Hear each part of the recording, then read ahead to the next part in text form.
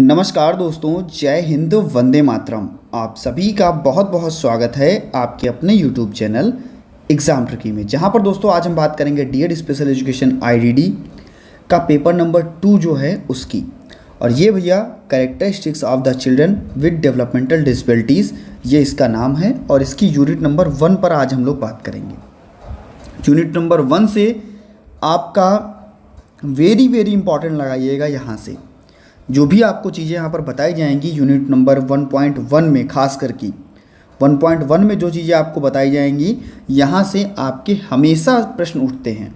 आपका जनवरी में जो एग्ज़ाम हुआ वहाँ पर भी आए, और जिनका बैक पेपर आया वहाँ पर भी इनसे, यानी कि मई में जो एग्ज़ाम कराया गया बैक वालों का, वहाँ पर भी यहाँ से क्वेश्चन उठे।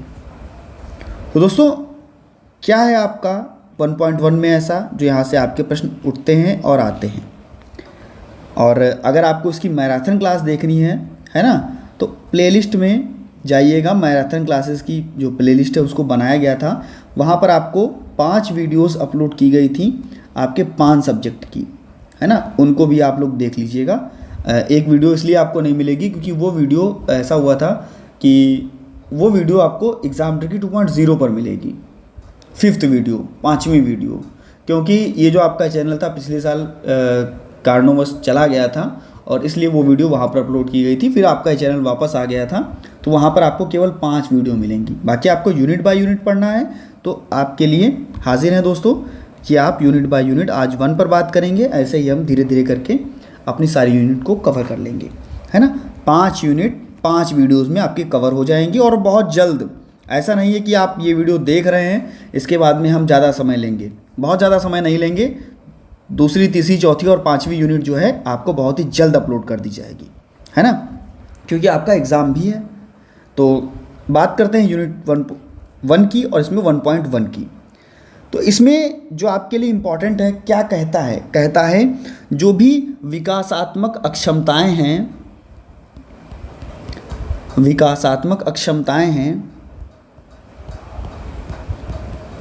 या विकासात्मक अक्षमताओं की परिभाषा के बारे में कह रहा है। और विकासात्मक देरी क्या है इसके बारे में कह रहा है। न्यूरो डेवलपमेंटल विकार क्या है इसके बारे में, इसके अर्थ और अवधारणा के बारे में बात हो रही है। तो आपको ये देखने को यहाँ पर मिलेगा। तो हम कहेंगे विकासात्मक विकलांगता या विकासात्मक दिव्यांगता में क्या होगा कि जो भी व्यक्ति इस दिव्यांगता से, इन श्रेणी की दिव्यांगता से ग्रसित होगा, उस व्यक्ति में आजीवन विशेष सेवाओं और सहायता की आवश्यकता होगी। यानी कि विकासात्मक विकलांग व्यक्तियों को आजीवन विशेष सेवाओं की जो आवश्यकता होगी वो होगी। बाधाओं को दूर करने के लिए जो भी विकलांग व्यक्ति हैं, इनके परिवार और इनसे संबंधित जो भी व्यक्ति हैं, उनके पेरेंट्स हुए, माता पिता हुए, है ना, घर में कोई भी व्यक्ति हुए, या खास करके इनसे संबंधित इनकी ज़रूरतों को पूरा करेंगे। और जो भी इनका समन्वित संस्कृति है, या इसके समक्ष हम लोग कह सकते हैं कि इनको सहायता मिलनी चाहिए, तो उन सहायताओं की जीवन भर, आजीवन इनको सहायता की आवश्यकता होगी। हम कह सकते हैं जब भी हम बात करेंगे विकासात्मक अक्षमता की, तो हम कहेंगे विकासात्मक अक्षमता या असमर्थता का अर्थ है दीर्घकालिक स्थितियों के एक समूह को संदर्भित करना। जो बहुत दिनों तक जो स्थितियां, जो अक्षमताएं रहती हैं, उनके समूह को संदर्भित किया जाएगा, जहां पर बच्चे का शारीरिक, बच्चे का सामाजिक, बच्चे का संज्ञानात्मक, भावनात्मक, ये जो विकास हैं वो प्रभावित होते हैं। ये दिव्यांगताएं आमतौर पर जीवन में जल्दी ही प्रकट हो जाती हैं, इनके बारे में जल्दी पता हो जाता है। और हमारी रोज़मर्रा की जो ज़िंदगी है, हम जो दिन प्रतिदिन के अपने कार्य कर रहे हैं, इन गतिविधियों को जिस स्तर तक हमें हासिल करना होता है, उस स्तर तक हम उसको हासिल नहीं कर पाते। उनकी जो स्थिति होती है काफ़ी क्या हो जाती है, काफ़ी गंभीर हो जाती है। इसके अंतर्गत हम कह सकते हैं बौद्धिक दिव्यांगता, इंटेलेक्चुअल डिसेबिलिटी, सेरेब्रल पाल्सी, है ना, autism spectrum disorder, down syndrome, है ना, ये जो दिव्यांगताएं हैं वो शामिल हैं। इन स्थितियों में प्रभावित व्यक्तियों को पूरे जीवन जीने के लिए किसी ना किसी मदद की और समर्थन की आवश्यकता होती है। हम जब इन व्यक्तियों को मदद देंगे, समर्थन देंगे, तभी जाकर के ये व्यक्ति जो है वो आगे बढ़ पाएंगे, है ना। इसके बाद में हम बात करते हैं, दूसरा आपका है विकास संबंधी विकार, है ना, विकास संबंधी विकार। तो इसमें क्या होगा, यह एक व्यापक श्रेणी के रूप में जाना जाएगा। इसमें बच्चों के विकास के लिए एक विशिष्ट पाठ्यक्रम जो है वो बनाया जाएगा। जो विशिष्ट पाठ्यक्रम है उसमें बच्चा सेवाओं को, जो भी उसकी बाध्यता होगी वो प्रकट करेगा, और वही चीज़ें, वही विकास बच्चे का शारीरिक, बच्चे का सामाजिक, बच्चे का भावात्मक, है ना, व्यवहारिक पहलू, ये सभी जो हैं वो बच्चे के प्रभावित होंगे। जो भी विकास संबंधी विकार है, विकासात्मक अक्षमता है ना, इस पर भी ध्यान होगा। और बच्चे का क्या, बच्चे का भाषण, बच्चे की भाषा, है ना, स्पीच एंड लैंग्वेज, बच्चे का ध्यान आकर्षण करना, बच्चे में ADHD, है ना, attention deficit hyper active disorder, अति सक्रिय विकार, ये सारी चीज़ें आपकी विकास संबंधी विकार में शामिल होंगी, जिसके परिणाम स्वरूप दीर्घकालिक दिव्यांगता हो सकती है। बहुत दिनों तक इसकी दिव्यांगता हो सकती है। बच्चे का जो विकास है, उसकी कार्यप्रणाली है, उसमें बाधा उत्पन्न होगी आपके विकास संबंधी विकार में।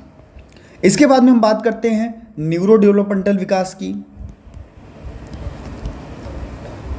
न्यूरो डेवलपमेंटल विकास की। तो न्यूरो डेवलपमेंटल विकास आपका, इसके तहत हम कह सकेंगे जो भी मुख्य रूप से तंत्रिका तंत्र है, जो इसका कामकाज है, तंत्रिका तंत्र का जो कार्य करने का तरीका है वो प्रभावित होगा। बच्चा यहाँ पर अनुभूति, संचार, सामाजिक संपर्क,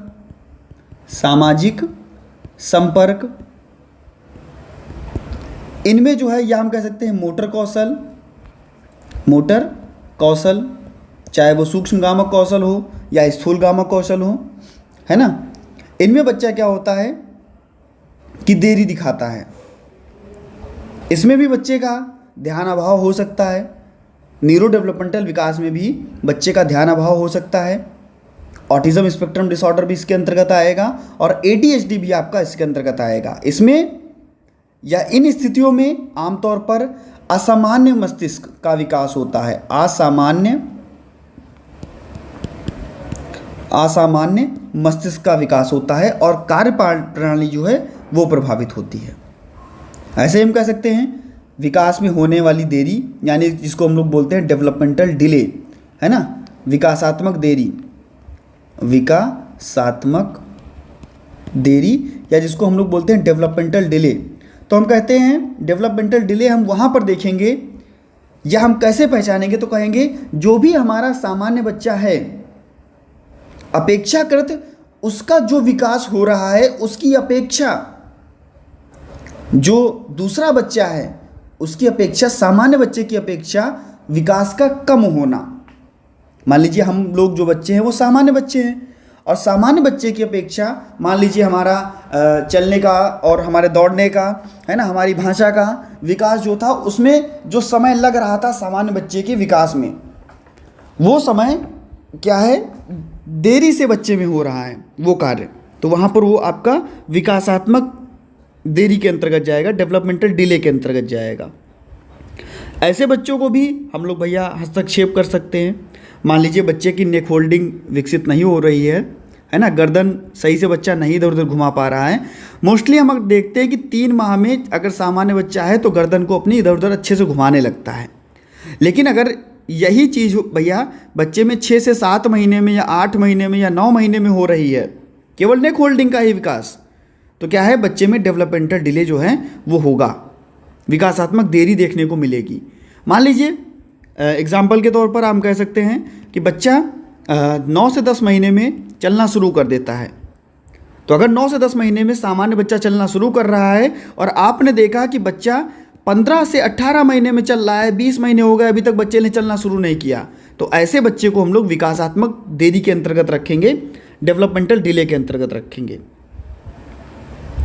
ये भी आपका इंपॉर्टेंट था। हम कह सकते हैं विकास संबंधी दिव्यांगताएं दीर्घकालिक स्थितियों में शामिल होती हैं, जहां पर विकास के क्षेत्र भी प्रभावित होते हैं, जो मैंने आपको क्षेत्र बताए थे सारे के सारे, शारीरिक, सामाजिक, बार है ना। तो ये चीज़ें आपको देखने को मिलती है विकासात्मक देरी में, ठीक है। ये बच्चे में अनुवांशिक भी हो सकता है, पर्यावरण के कारण भी हो सकता है ना। और ये भी बच्चे को, विकासात्मक देरी भी बच्चे को दीर्घकालिक तक प्रभावित करती है। यानी कि दिव्यांगता कोई भी हो, बच्चे के अंदर अगर हो गई है वो दिव्यांगता, तो भैया उस बच्चे के लिए वो बहुत ज़्यादा दिनों तक रहने वाली है। और इसके लिए जितनी जल्दी हम उस दिव्यांगता को पहचान सकें और उसमें हस्तक्षेप कर सकें, बच्चों को सेवाएं दे सकें, तो ये आपका जो है 1.1 जो है उसमें आता है। और ये चीज़ें आपके लिए बहुत इंपॉर्टेंट थी, चाहे वो आपका विकासात्मक देरी हो, है ना, चाहे वो आपकी भाषा की देरी हो, है ना, विकासात्मक विकार हो, है ना, ये आपका इम्पॉर्टेंट था। एक आता है आपका हाइपोटोनिया। ये आपके एग्ज़ाम में आता है और इससे भी संबंधित चीज़ें पूछ। हाइपोटोनिया क्या है, तो आप कहोगे हाइपोटोनिया नवजात शिशुओं और शिशुओं के मोटर शिथिलता का आम लक्षण है। जो भी नवजात शिशु हैं, बच्चे ने जन्म लिया यानी कि बच्चा नवजात शिशु है, तो उसके जो मोटर, या कह सकते हैं बच्चा चल रहा है, बच्चा दौड़ रहा है, वहाँ पर अगर बच्चा शिथिलता दिखा रहा है, उसमें देरी देखने को मिल रही है, तो वो आपका किसके अंतर्गत आएगा, हाइपोटोनिया के अंतर्गत आएगा। बच्चे के विकासात्मक मूल्य में गर्भावस्था की गुणवत्ता भी शामिल होनी चाहिए, जिसमें भ्रूण, इसको भी शामिल किया जाएगा, जीवन की शक्ति और प्रसव के दौरान जो भी समस्याएं आई हैं उनको भी देखा जाएगा। जो भी ये आपका आनुवंशिक विकार है, इसका दस्तावेजीकरण भी किया जाएगा, यानी कि इसका रख रखाव भी रखा जाएगा। परिवार का इतिहास क्या था, इस पर भी ध्यान दिया जाएगा। और विशेष रूप से बच्चे की अवधि क्या है, बच्चा किन चीज़ों को सही से नहीं कर पा रहा है, इस पर ध्यान दिया जाएगा आपका हाइपोटोनिया के अंतर्गत, है ना। इन सभी चीज़ों का वर्णन किया जाएगा। ऐसे ही हम कह सकते हैं कि जो भी आपके 1.2 में आपका दिया गया है कि जो भी आपके विकासात्मक अक्षमता हैं,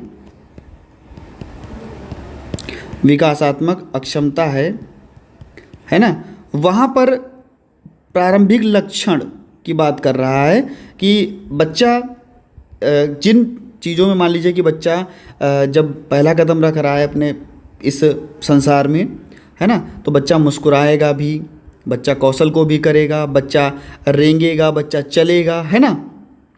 तो हमें क्या देखने को मिलता है कि जो भी विकासात्मक अक्षमता होती है वहाँ पर बच्चे का विकास जो है वो धीरे होता है।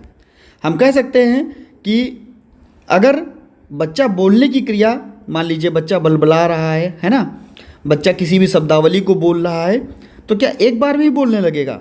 तो आप कहोगे सर संचार में और भाषा में बच्चे की अगर देरी देखने को मिलती है, बच्चा बोल रहा है, बच्चा भाषण दे रहा है, तो वहाँ पर बच्चा 12 महीने तक बच्चा केवल बलबलाएगा या बलबलाता नहीं भी होगा आपका। उसके बाद में धीरे धीरे उसकी जो शब्दावली है वो परिवर्तित होगी, बच्चा माँ, पा, इन सभी चीज़ों का विकास होगा, है ना। और उसके बाद में क्या होगा कि जो बच्चा होगा वो सरल निर्देशों का पालन कर पाएगा। आप उससे बोलोगे तो सरल चीज़ों को समझ पाएगा। ऐसे ही बच्चे की सामाजिक चुनौतियाँ, इसमें बच्चा सभी साथियों और वयस्कों के साथ में, कह सकते हैं अगर ध्यान उस पर दिया जा रहा है तो रुचि लेता है बच्चा, उनके साथ में खेलना पसंद करता है, आँखों से संपर्क करना भी पसंद करता है, और बच्चा कल्पनाशीलता और गतिविधियों में भी रुचि रखता है। ऐसे ही बच्चे का मोटर कौशल, यहाँ पर आपका सकल मोटर यानी कि बच्चा कह सकते हैं कि हम बच्चे का दोनों क्रियाएं, आपकी सूक्ष्मगामक क्रियाएं हुई और आपकी स्थूलगामक क्रियाएं हुई। तो हम कहेंगे भैया बच्चा अगर रेंगना शुरू कर रहा है, बच्चा अगर बैठना शुरू कर रहा है, चलना शुरू कर रहा है ना, तो ये बच्चे के स्थूलगामक कौशल के अंतर्गत आएगी। और सूक्ष्मगामक कौशल में आपकी छोटी चीज़ें, हाथ से पकड़ने वाली, हाँ, किसी चीज़ को फाड़ना, किसी चीज़ को हिलाना, है ना, तो ये आपके सूक्ष्मगामक कौशल के अंतर्गत आएंगी। तो इसका भी बच्चे का विकास होगा। बच्चा कभी कभी क्या होगा, उसका व्यवहार जो है उसमें भी चेंजमेंट आपको देखने को मिलेगा, यानी कि बार बार बच्चा नखरे भी दिखाएगा, दिनचर्या जो है उसको नहीं करेगा, है ना। हो सकता है कि कहीं पर रुचि ना ले रहा हो, है ना। बच्चे का संज्ञान का भी विकास होगा, बच्चे के संज्ञान यानी कि बच्चे का मस्तिष्क का भी विकास होगा, जहाँ पर बच्चा रंग, आकार, संख्या, है ना, बच्चा अपनी उम्र के अनुसार जो भी उसके तर्क हैं उनको सॉल्व करेगा। तो अगर इनमें कठिनाई देखने को मिलती है, अगर इन सभी चीज़ों में, जितनी चीज़ें मैं आपको बता रहा हूँ, अगर इन सभी चीज़ों में कठिनाई देखने को मिलती है तो भैया वो विकासात्मक अक्षमता के अंतर्गत जाते हैं। बच्चा नहीं कर पा रहा है इन चीज़ों को। हो सकता है आप कहोगे सर आखिरकार क्यों ऐसा हो सकता है, अरे भैया कौन कौन से कारण हैं, तो कहेंगे भैया आनुवांशिक कारण भी हो सकते हैं। भाई ऐसी हमारी दिव्यांगताएं जो होती हैं, है ना, आनुवांशिक कारक भी हो सकते हैं। हो सकता है कि बच्चे को उसके माता पिता से जैसे आनुवांशिक सिंड्रोम, है ना, या डाउन सिंड्रोम होता है, कभी कभी माता पिता से मिलता है, या जो भी बौद्धिक अक्षमता होती है, या ऑटिज़म होता है ना, या हम कह सकते हैं कोई ऐसा जो आपका ब्लड से रिलेटेड जो आपकी चीज़ें हैं, है ना, ब्लड से रिलेटेड चाहे आपका हीमोफीलिया हो, थैलेसीमिया हो, ये आपको क्या आनुवांशिक से मिलता है ना। तो ये भी हो सकता है। हो सकता है कि प्रसव के बाद में ऐसा हुआ हो, जो आप लोगों ने अपने डिसेबिलिटी की कॉपी में ही पढ़ा था। प्रसव पूर्ण कारक भी हो सकते हैं, प्रसव पूर्ण कारक भी हो सकते हैं, है ना। माँ के गर्भावस्था के दौरान कुछ ऐसा हुआ हो, शराब, ड्रग्स, दवाओं का सेवन कर रही हो, है ना, तो ये भी हो सकता है। उसके बाद में प्रसव के समय यानी कि प्रसवकालीन भी ऐसा हो सकता है ना, ऑक्सीजन की कमी हो, है ना, और बच्चे की देखभाल सही से ना हो पा रही हो। पर्यावरण का भी प्रभाव पड़ता है, बच्चे को पारा हो गया हो, कीटनाशक जो है कीटाणु है वो लग गए हों, बच्चे का स्वास्थ्य सही ना रहता हो, है ना, तो ऐसे भी बच्चे को हो सकता है। माता पिता की उम्र से भी बच्चे को हो सकता है। आखिरकार हम कह सकते हैं कि आपकी जो विकासात्मक विकलांगता है ये बच्चे में किसी भी प्रकार से हो सकती है। इसमें क्या होगा, माता पिता को बच्चे की देखभाल करने की आवश्यकता है, बच्चे का आकलन करने की आवश्यकता है, और जब आकलन किया जाएगा उसके बाद में जो भी मार्गदर्शन दिया जाएगा, चाहे वो विशेष शिक्षक हो, चाहे आपके मनोवैज्ञानिक हो, भाषा चिकित्सक हो, तो इनके रूप में भैया बच्चे को परामर्श भी दिया जाएगा। ये भी एक उचित साधन के रूप में हम लोग देख सकते हैं। ठीक है। इसके बाद में हम लोग अगर बात करें यूनिट आपकी 1.3 की, यूनिट 1.3 में इम्पॉर्टेंट आपका इसको स्टार बना करके इम्पॉर्टेंट बनाइएगा, है ना, इसको स्टार बना लीजिए और 3 बार स्टार बना लीजिए, है ना, जिसके बारे में कहता है अर्ली, ठीक है, अर्ली आइडेंटिफिकेशन। हम कहेंगे भैया शीघ्र पहचान, है ना। कोई भी माता पिता हो या बच्चा पढ़ने के लिए जा रहा हो विद्यालय में, तो वहाँ पर स्वास्थ्य पेशेवर होंगे, शिक्षक होगा। तो जो भी बच्चे में देरी देखने को मिल रही है, बच्चे के विकास में, बच्चे के समग्र विकास में जो देरी देखने को मिल रही है, उसमें बच्चे का क्या किया जाएगा, शीघ्र पहचान किया जाएगा। अगर बच्चा अपने विकास में धीमापन दिखा रहा है, तो हम ये जानेंगे कि आखिरकार बच्चे में किन समस्याओं के दौरान या कैसे और किन किन समस्याओं में बच्चा पिछड़ापन दिखा रहा है। प्रारंभिक वर्षों में हम कह सकते हैं बच्चे का संज्ञानात्मक, बच्चे का शारीरिक, बच्चे का सामाजिक, भावनात्मक, इन सभी कौशल का विकास होता है और यही सभी कौशल बच्चे को सफल बनाते हैं आगे बढ़ने के लिए। WHO क्या कहता है, विश्व स्वास्थ्य संगठन क्या कहता है, WHO कहता है कि प्रारंभिक बचपन समग्र विकास का सबसे महत्वपूर्ण चरण है। बच्चे का जो बचपन है, बच्चे का जो शैशवावस्था है, बचपन है, वो क्या है कि बच्चे का विकास का सबसे महत्वपूर्ण चरण है। अगर बच्चा वहाँ पर कुपोषित हो रहा है या हम कह सकते हैं कि बच्चे में विशेष रूप से हम चीज़ों को नहीं पहचान पा रहे हैं, समस्याओं को नहीं हल कर पा रहे हैं, है ना, तो वहाँ पर बच्चे का क्या होगा, बच्चे का विकास सही से नहीं हो पाएगा और यह विकास संबंधी जोखिम को कम करता है और बाल विकास को बढ़ाता है। अगर हम बच्चे पर ध्यान देते हैं, बच्चे की चुनौतियों का सामना करना हम सिखा रहे हैं बच्चे को, तो क्या है कि ये विकास में जो है बाल विकास को बढ़ाता है और उसको बच्चे का जो विकास है वो अच्छा बनाता है। तो हम कहेंगे कि जो भी आपका कोई भी बच्चे में विकासात्मक देरी देखने को मिल रही है तो विकलांग बच्चों को या दिव्यांग बच्चों को उनके परिवार के समय और उचित हस्तक्षेप के द्वारा बच्चों को सहायता प्रदान की जानी चाहिए। जो भी कठिनाइयाँ, जो भी गंभीर चीज़ें बच्चे में देखने को मिल रही हैं, बच्चे की वृद्धि में कमी है, बच्चे कह सकते हैं कि बच्चा अपने विकास में कमी दिखा रहा है, तो हम उसके माता पिता को और जो भी उसके पुनर्वास पेशेवर हैं उसके बारे में बच्चे को क्या, बच्चे का आकलन करना चाहिए और बच्चे का आकलन करने के बाद में हम कह सकते हैं बच्चे की जांच करेंगे और उसके बाद में जिन क्षेत्रों में बच्चा पीछे है उन क्षेत्रों में बच्चे को हम आगे करने का प्रयास करेंगे, बढ़ाने का प्रयास करेंगे।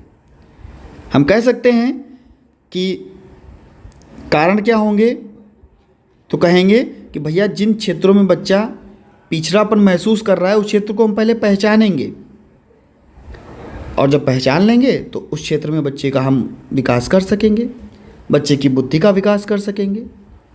बच्चे का जो कौशल बिगड़ा हुआ है, मस्तिष्क बिगड़ा हुआ है, शारीरिक, मानसिक, भावात्मक जो चीज़ें बिगड़ी हुई हैं उसके कामकाज को हम सही कर सकते हैं। जो भी मानसिक स्वास्थ्य सेवाएं हैं इनको हम बढ़ा सकते हैं और जब इनको हम बढ़ाएंगे तो बच्चे का क्या होगा, बच्चे में हस्तक्षेप होगा। जहाँ पर हम कहेंगे कि जितनी जल्दी हम लोग शीघ्र पहचान करके जो बच्चे में दिक्कत है उसकी हम पहचान करके बच्चे में जितनी जल्दी हम शीघ्र हस्तक्षेप करें उतना ही बेहतर है, उतना ही बच्चा अच्छे से सीख पाएगा, अपनी आवश्यकताओं की पूर्ति कर पाएगा और जो भी चीज़ हम उसको सिखा रहे हैं, जो भी कौशल उसको हम सिखा रहे हैं उसका निरीक्षण करते हुए बच्चे की लास्ट में अंतिम स्तर पर बच्चे का मूल्यांकन की भी प्रक्रिया की जानी चाहिए। क्यों? क्योंकि वहीं पर हमको पता चलता है कि बच्चे ने कितना सीखा। ऐसे ही अगर हम बात कर लें यहाँ पर रेफरल की बात कर लें तो कहेंगे रेफरल एक विशेष शिक्षा मूल्यांकन के लिए एक छात्र पर विचार करने का प्रारंभिक अनुरोध है। रेफरल क्या है कि जो भी विशेष शिक्षा के अंतर्गत हम बच्चे का मूल्यांकन करेंगे उसमें विचार करने के लिए हमें सबसे पहले प्रारंभिक अनुरोध के रूप में उसे देखा जाएगा, जहाँ पर कक्षा के दौरान, शिक्षकों के दौरान माता पिता का भी अनुरोध देखा जाएगा, उस पर जो टिप्पणियाँ होंगी वो भी की जाएंगी और प्रारंभिक पहचान जो है, बच्चे के लक्षण क्या हैं, अक्षमता के रूप क्या हैं, इस पर भी जो है उसको ध्यान में रखा जाएगा और उसके लिए जो भी चरण प्रक्रिया है उसको भी अपनाया जाएगा। पहले छात्र की डिफ़िकल्टीज़ क्या हैं उस पर ध्यान दिया जाएगा, उसके बाद में बच्चे का जो इनफॉर्मल असेसमेंट है उसको किया जाएगा, बच्चे का जो एनालिसिस है, कहाँ पर बच्चा कार्य कर रहा है, कहाँ पर नहीं कर रहा है, उन चीज़ों को देखा जाएगा। इसके बाद में विशेष शिक्षक क्या करेगा, बच्चे की काउंसलिंग करेगा और बच्चे को रोज़ जो चीज़ें उसको सिखानी है उनको सिखाएगा और देन बाद में क्या होगा, बच्चे को सर्विस प्रोवाइड करके चीज़ों का मूल्यांकन किया जाएगा। तो ये आपका अर्ली आइडेंटिफिकेशन और अर्ली इंटरवेंशन दोनों चीज़ें मैंने आपको यहाँ पर बताई। अर्ली आइडेंटिफिकेशन यानी कि बच्चे का हस्तक्षेप भी बता दिया, जो भी विकासात्मक देरी है, जो भी विशेष बच्चों की ज़रूरतें हैं उनको उनके परिवार के साथ में मिलकर के सहायता प्रदान करना, उनको सशक्त बनाना, बच्चे की एक अच्छी नींव रखना जहाँ पर बच्चा अपने जीवन में सुधार कर सके और अच्छे अवसर ला सके। बच्चे का शारीरिक कौशल, रेंगना चलना, बच्चे का सामाजिक कौशल, बातचीत करना, दूसरों के साथ खेलना, सुनना, लिखना, पढ़ना, है ना, संचार कौशल, इन सभी चीज़ों में बच्चे के लिए मदद करना, यानी कि अर्ली चाइल्डहुड इंटरवेंशन बच्चे का बहुत ज़रूरी है। बच्चे का प्रारंभिक बचपन हस्तक्षेप बहुत ज़रूरी है, जहाँ पर हम कह सकेंगे कि बच्चे की जो भी आवश्यकताएं हैं उनको पूरा किया जाएगा, बच्चे में जो भी ज्ञान और उसकी रणनीतियां हैं उसको बेहतर बनाया जाएगा और बच्चे को गुणवत्तापरक शिक्षा देकर के, समावेशी शिक्षा देकर के बच्चे को उसके लक्ष्य की ओर निर्धारित किया जाएगा। जो भी रणनीतियां हैं वो बनाई जाएंगी, है ना, और उसको मुख्य धारा में लाने की बात की जाएगी, मेन स्ट्रीम में लाने की बात की जाएगी। इसमें विशेष शिक्षक, पुनर्वास पेशेवर, माता पिता, इन सभी की भूमिका जो है वो बहुत ही ज़रूरी होगी। विकासात्मक देरी हमें जिन बच्चों में मिल रही है उन बच्चों का पहले हम पहचान करेंगे और पहचान करने के बाद में उनकी आवश्यकता के अनुसार, उनकी ज़रूरतों के अनुसार हम बच्चों का विकास करेंगे और बच्चे को एक अच्छी सोच की ओर आगे बढ़ाएंगे। तो ये आपका 1.3 और 1.4 तक मैंने दोनों चीज़ों को यहाँ पर आपको कवर कर दिया। अब हम बात करेंगे आपका 1.5 में, जहाँ पर बात करता है आपका जो विकासात्मक विकलांगता वाले बच्चे हैं उनको शैक्षिक अवसर देना, उनको शैक्षिक अवसर देना, शिक्षा के अवसर देना विकासात्मक दिव्यांगता वाले बच्चों को, डेवलपमेंटल डिसेबिलिटीज़ वाले बच्चों को। तो हम कहेंगे भैया बच्चा कोई भी हो, हम बच्चों को समावेशी शिक्षा के अंतर्गत, हम बच्चों को समावेशी शिक्षा के अंतर्गत बच्चे को हम लोग मुख्य धारा से यानी कि मेन स्ट्रीम में ला करके जोड़ सकते हैं। उनको हम लोग मेन स्ट्रीम या मुख्य धारा सेवाएं प्रदान कर सकते हैं। जहाँ पर हम कहेंगे समावेशिता की, तो कहेंगे भैया बच्चे की कोई भी दिव्यांगता हो, बच्चा किसी भी स्तर का हो, है ना, उसके लिए हम लोग पोषण की आवश्यकता होगी उसको देंगे। बच्चे की जो बीमारियां होंगी उनको देखते हुए, दिव्यांगता को देखते हुए कि ऐसे पाठ्यक्रम का, ऐसी चीज़ों का निर्माण करेंगे जहां पर बच्चा उन समावेशिता को देखते हुए मुफ्त एवं अनिवार्य शिक्षा, है ना, या हम कह सकते हैं कि सभी के लिए शिक्षा, जहां पर हम ऐसे पाठ्यक्रम को बनाएंगे जहां पर हमारे सभी प्रकार के बच्चे एक ही क्लास में बैठ करके शिक्षा ले सकें। ऐसे ही आपका समावेशिता या समावेशी शिक्षा के अंतर्गत चीज़ें आएंगी जहाँ पर बच्चे की भागीदारी सुनिश्चित की जाएगी, बच्चे के लिए समावेशी शिक्षा को बढ़ाया जाएगा और जो भी बच्चे की स्थिति है, जो भी बच्चे का स्तर है, उस स्तर के अनुसार उसको चीज़ें प्रोवाइड की जाएंगी। पाठ्यक्रम में लचीलापन लाया जाएगा, जो भी सुविधाएं हैं बच्चे को दी जाएंगी, शिक्षण विधियों का प्रयोग किया जाएगा, नए नए टीएलएम्स का प्रयोग किया जाएगा, शिक्षण सहायक सामग्रियों का प्रयोग किया जाएगा और बच्चों के लिए शैक्षिक संसाधन भी उपयोग में लाए जाएंगे। तो ये आपको देखने को मिलेगा समावेशी शिक्षा के अंतर्गत। ऐसे ही अगर हम बात करें दूसरी आपकी शिक्षा, तो आप कहोगे सर विशेष स्कूल, है ना। समावेशी शिक्षा में आपके सारे बच्चे पढ़ने जा रहे थे, विशेष स्कूल में आपके केवल विशेष बच्चे ही पढ़ने जाएंगे, विशेष बच्चे पढ़ने जाएंगे। तो हम कहेंगे कि भैया वे बच्चे जिनके लिए विशेष पाठ्यक्रम, विशेष शिक्षक और विशेष वहाँ का वातावरण, है ना, तो ये सारी चीज़ें जो होंगी वो सब क्या होंगे, विशेष होंगी। विशेष शिक्षण तरीके, ये सभी चीज़ों का विशेष तरीके से प्रयोग किया जाएगा। विशेष शिक्षक होगा, विशेष पाठ्यक्रम होगा, विशेष वातावरण होगा, विशेष शिक्षण सहायक सामग्री होगी, विशेष तकनीकियाँ होंगी। तो वहाँ पर क्या होगा, सभी चीज़ों का विशेष रूप से प्रयोग किया जाएगा। और वहाँ पर पढ़ेगा कौन, तो वहाँ पर विशेष बच्चा ही पढ़ेगा जो बच्चा दिव्यांगता से ग्रसित है। तो इसके लिए भैया हमें बच्चों का एक अच्छा पाठ्यक्रम बनाना पड़ेगा, बच्चों को विभिन्न क्षेत्रों में छूट देनी पड़ेगी, चाहे वो आपके किसी भी श्रेणी के बच्चे हों, उनको हम लोग अलग अलग स्थितियों में रख करके चीज़ों को पढ़ाएंगे। ऐसे ही भैया आपका एकीकृत स्कूल, जहाँ पर हम कहेंगे कि बच्चे को कुछ समय के लिए वैकल्पिक रूप से कुछ समय के लिए बच्चे को हम लोग एक जगह पर रखेंगे और भैया पढ़ाएंगे। उसके बाद में क्या होगा, हम उनको वहाँ से अलग कर देंगे। पाठचर्या अनुकूलन, जो भी बच्चे के शैक्षिक अवसर हैं, समावेशी शिक्षा के अंतर्गत या विशेष शिक्षा के अंतर्गत विशेष शिक्षण वातावरण तैयार करना, पाठचर्या अनुकूलन करना, इसकी आवश्यकता होगी। और पाठ्यक्रम को बदला जाएगा, उसमें अनुकूलन भी किया जाएगा, पाठ्यक्रम को बच्चे के लिए लचीला बनाया जाएगा। जब पाठ्यक्रम को लचीला बनाया जाएगा तो बच्चा सीखने में रुचि दिखाएगा और पाठ्यक्रम को सृजनात्मक तरीके से बच्चे को एक अच्छे ढंग से बच्चे को चीज़ों को सिखाया जाएगा। तो इस प्रकार से दोस्तों आपका जो यूनिट 1 है वो भैया कंप्लीट होती है। और अभी तक आप लोगों से नहीं कहा गया था कि भैया वीडियो को लाइक करो, तो अगर अच्छी लगी हो तो वीडियो को लाइक कर देना।